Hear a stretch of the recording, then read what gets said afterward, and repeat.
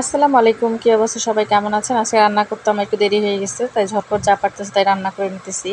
আজকে কে আপনাদের বাচ্চাকে ভিটামিন এ ক্যাপসুল খাওয়াইছেন? আমি কিন্তু আমার ছেলেকে খাওয়াই নিয়ে আসছি।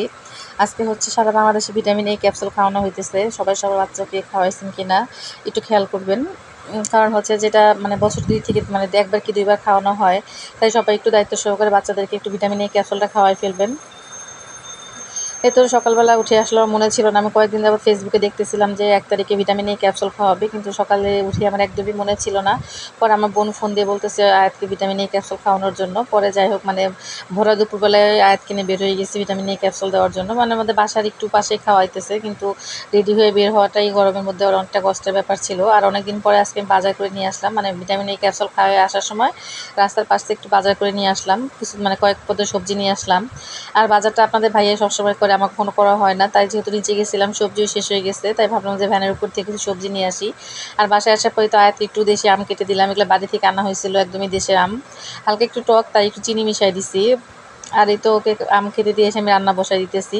আসার সময় চাল কুমড়া নিয়ে আসছিলাম, ভাবলাম যে চাল কুমড়াটা একটু ভাজি করব। চাল কুমড়াটা কিন্তু আমরা ভাজার আগে সবসময় একটু লবণ দিয়ে একটু ভালো করে মাখাই নিই। মাখাই নিলে কী হয়, টক যে পানিটা বের হয়ে আসে, তাহলে ভাজতে খুবই কম সময়ের মধ্যে ভাজা যায়।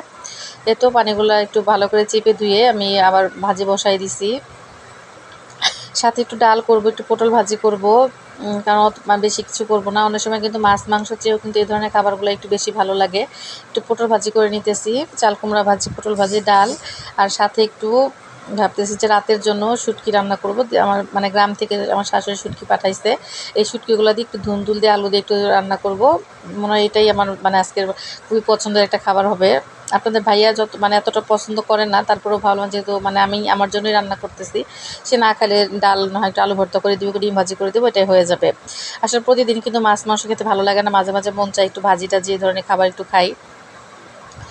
আর যেহেতু আজকে একটু বাইরে গেছিলাম, বাইরে যেদিন যাই বাইরে তো আসলে প্রচুর রোদ, বাইরে তো এমনি যাওয়া হয় না। আজকে যেহেতু বাইরে গেছি, আসার পর শরীরটা অনেক খারাপ লাগতেছিল, একটু শুয়েছিলাম, তারপরেই রান্না করতেছি। খাওয়া দাওয়া করতে কিন্তু আমাদের একদমই 4টা বেজে গেছে। আর এতটা গরমের মধ্যে বাইরে যাওয়ার আসলে প্রয়োজন হয় না।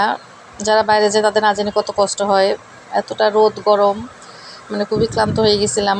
তো যাই হোক, বাসায় আসার পর একটু হাত মুখ দিয়ে একটু ফ্রেশ হয়ে একটু রেস্ট করে রান্নাবান্না শুরু করে দিছি। আর বাজারগুলোকে একটু ফ্রিজে গোছায় রাখলাম। আর এই তো ধুন্দুল দিয়ে শুটকি দিয়ে রান্না করতেছি। আমার শাশুড়ি প্রতি বছরই আমাদের পুকুর আছে, পুকুর থেকে মাছ উঠাইলে শুটকি দিবে, সেই শুটকি আমার বাসায়ও পাঠাবে।